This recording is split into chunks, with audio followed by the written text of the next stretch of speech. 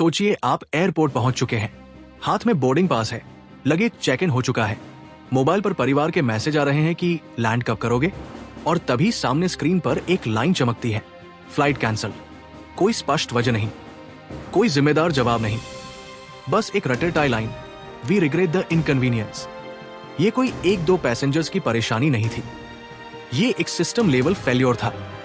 और ये हुआ भारत की सबसे बड़ी एयरलाइन इंडिगो के साथ।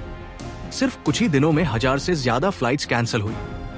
ऐसी एयरलाइन जिसके पास भारत के डोमेस्टिक एविएशन मार्केट का 60% से भी ज्यादा हिस्सा है, अचानक ऑपरेशनल क्राइसिस में फंस गई।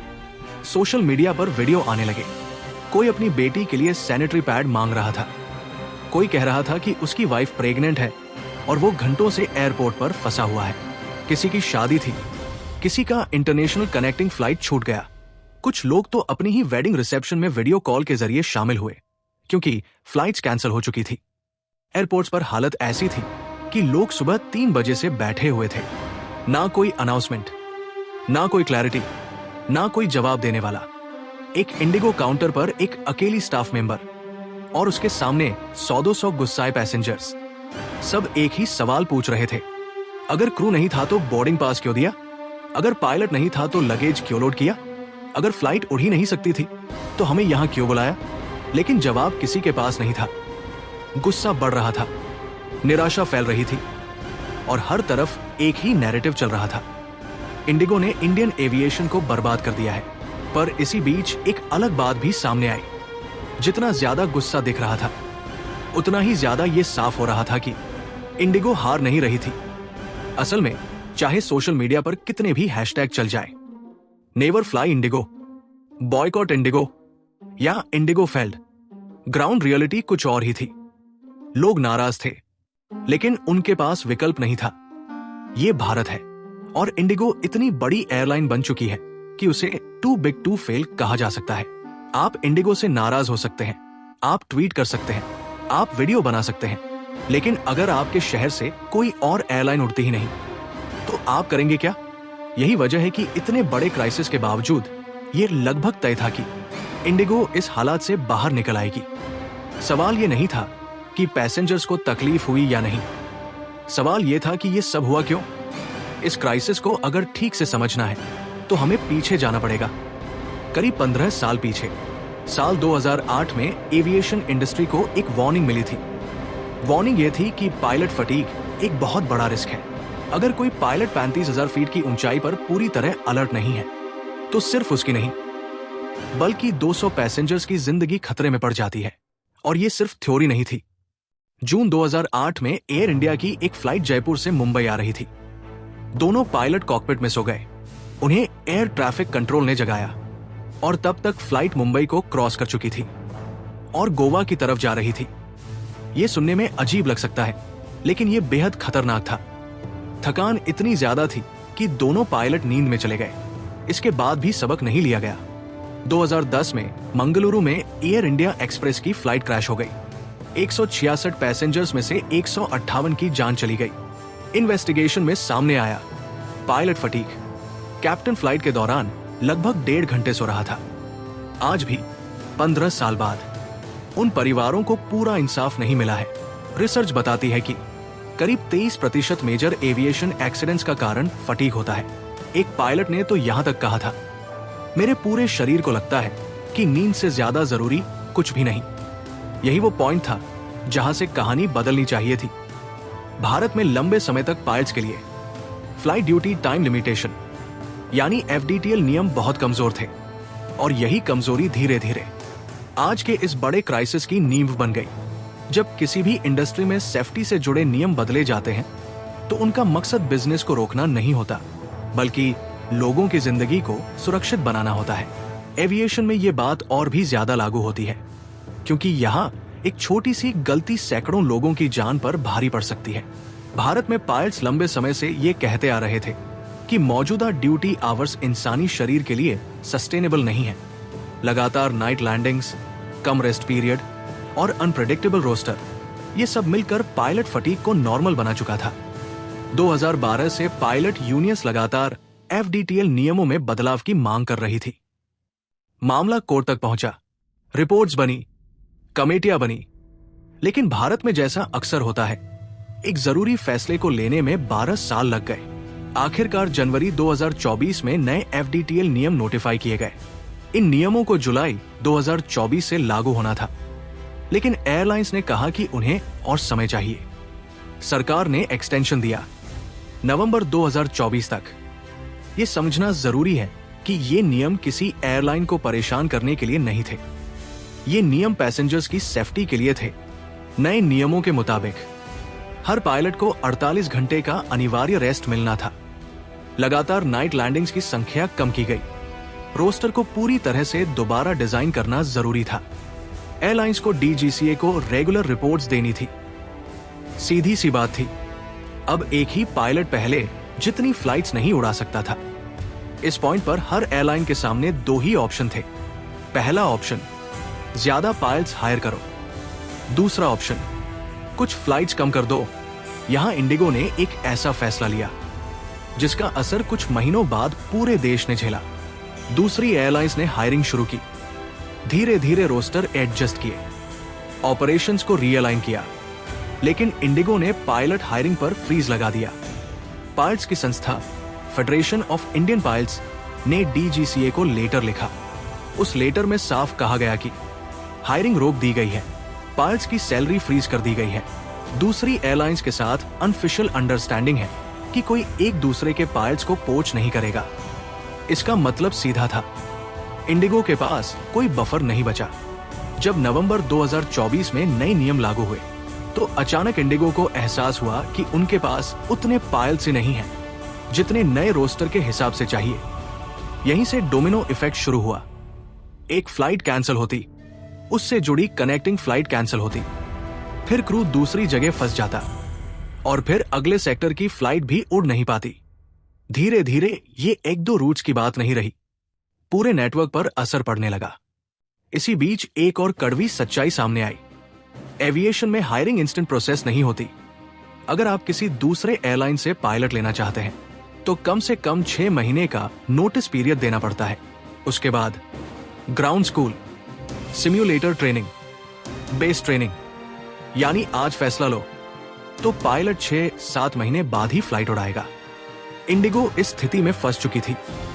अगर वे फ्लाइट्स कैंसिल करते तो पैसेंजर्स परेशान होते। अगर वे पुराने नियमों पर ऑपरेट करते तो सेफ्टी से समझौता होता। ये एक क्लासिक कैच बाय सिचुएशन थी। इसी बीच सोशल मीडिया पर वीडियो वायरल होने लगे। इंटरनेशनल टूरिस्ट भी फंस गए। कुछ लोगों ने सिर्फ रिफंड लिया। कुछ लोगों को पता ही नहीं था कि उन्हें कंपनसेशन भी मिल सकता है।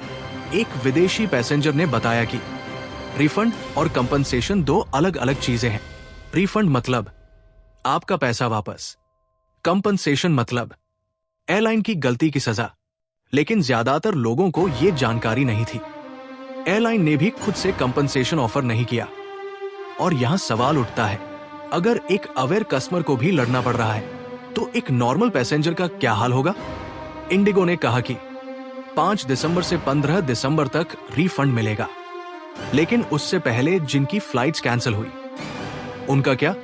इस पूरे हंगामे के बीच भारत की इंटरनेशनल इमेज भी खराब हुई। हम चाहते हैं कि दुनिया भारत आए, टूरिज्म बढ़े, लेकिन जब एयरपोर्ट पर ऐसा अनुभव होता है तो कौन दोबारा आना चाहेगा? और फिर कुछ दिनों बाद इंडिगो ने कहा अब 91% फ्लाइट्स ऑन टाइम है। क्राइसिस जैसे अचानक आया था वैसे ही धीरे धीरे शांत होने लगा। लेकिन कहानी यहां खत्म नहीं होती, क्योंकि इसी पॉइंट पर सरकार ने एक ऐसा फैसला लिया जिससे साफ हो गया कि इंडिगो क्यों जीतने वाली थी। इस पूरे घटनाक्रम का सबसे अहम मोड़ तब आया जब सरकार ने अचानक ये कहना शुरू किया कि स्थिति अब कंट्रोल में है। कुछ ही दिन पहले तक सैकड़ों फ्लाइट्स कैंसिल हो रही थी। एयरपोर्ट्स पर हंगामा था। इंटरनेशनल मीडिया इस मुद्दे को उठा रही थी। लेकिन अब नैरेटिव बदल गया। इंडिगो ने कहा कि अब 90% से ज्यादा फ्लाइट्स टाइम पर चल रही है। और इसी के साथ एक और बात सामने आई। नए एफडीटीएल नियमों में अस्थायी छूट, यानी जिन नियमों को पायलट सेफ्टी और पैसेंजर सेफ्टी के लिए 12 साल की लड़ाई के बाद लागू किया गया था, उन्हें ही कुछ समय के लिए सस्पेंड कर दिया गया। सवाल उठना लाजमी था, तो फिर उस पूरी लड़ाई का मतलब क्या था? अगर नियम मुश्किल समय में ही हटा दिए जाए तो वे नियम किस काम के?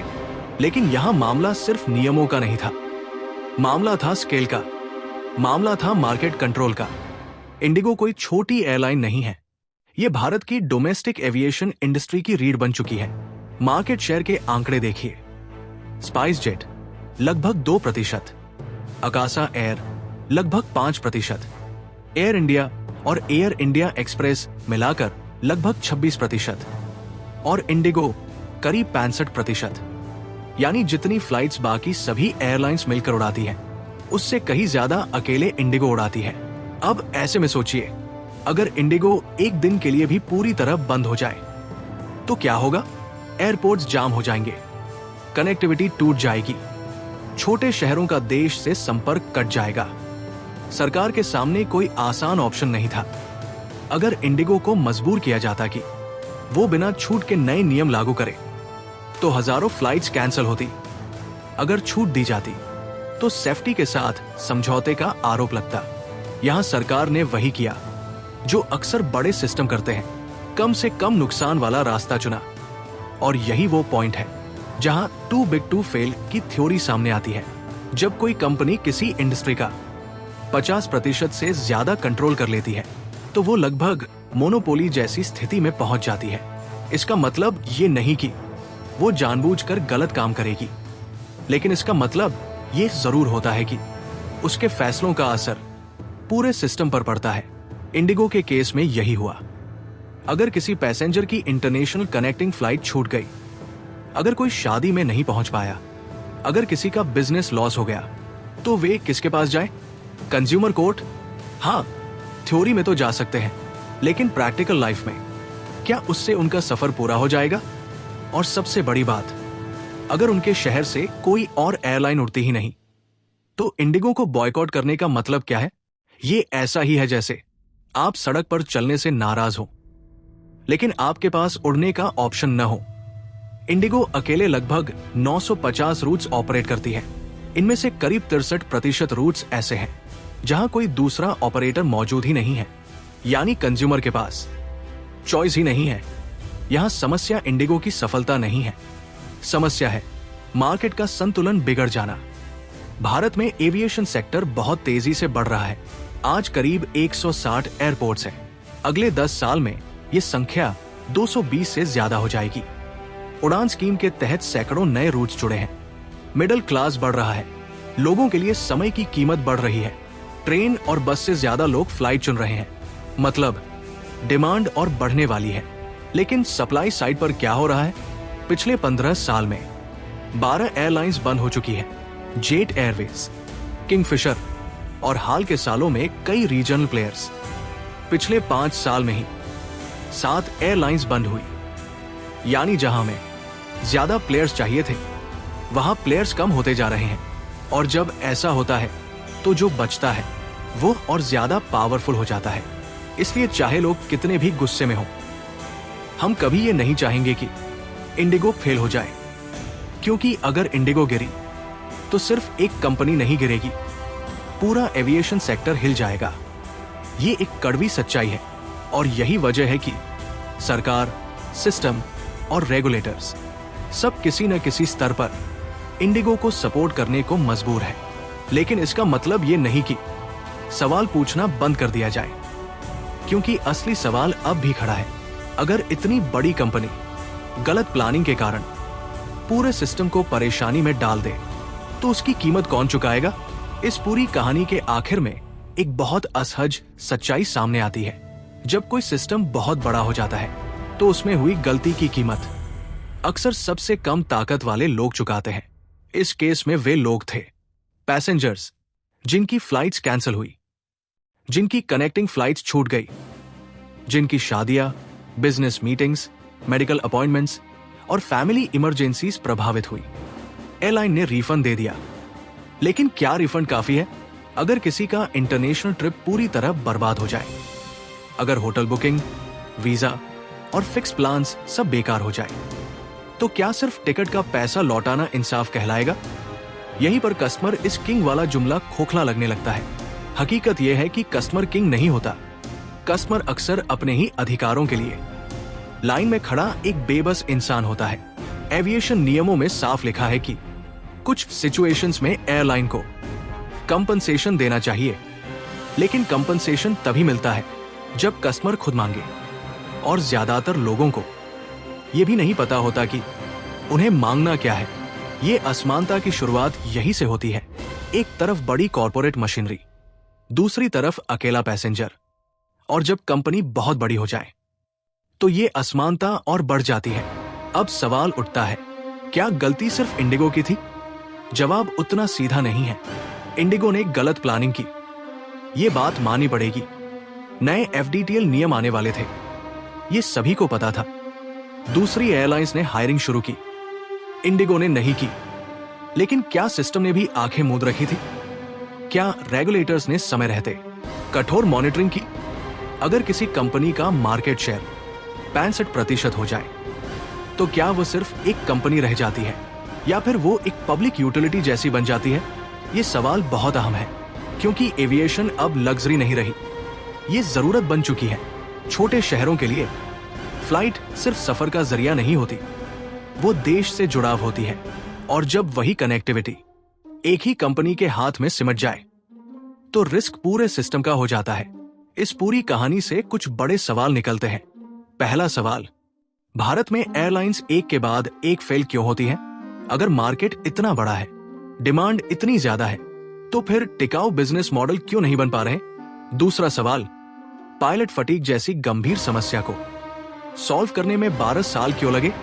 क्या सेफ्टी से जुड़े फैसले इतने स्लो होने चाहिए? तीसरा सवाल, जब नियम बन जाते हैं तो संकट आते ही उन्हें रोक क्यों दिया जाता है? अगर हर बार छूट मिल जाएगी तो लॉन्ग टर्म में कोई भी कंपनी तैयारी क्यों करेगी? चौथा सवाल, कंज्यूमर प्रोटेक्शन कहाँ है? क्या मानसिक तनाव, इंसिडेंटल खर्च और लॉस्ट अपॉर्चुनिटी की कोई वैल्यू नहीं है? और सबसे अहम सवाल, जब किसी कंपनी की गलत प्लानिंग से पूरा सिस्टम डगमगा जाए तो उसका बोझ किसे उठाना चाहिए? कंपनी को, सरकार को, या हमेशा की तरह आम नागरिक को? यह समस्या सिर्फ एविएशन तक सीमित नहीं है, टेलीकॉम में भी यही हुआ। कुछ बड़े प्लेयर्स बचे, बाकी बाहर हो गए। रिटेल, टेक और दूसरी इंडस्ट्रीज में भी यही पैटर्न दिखता है।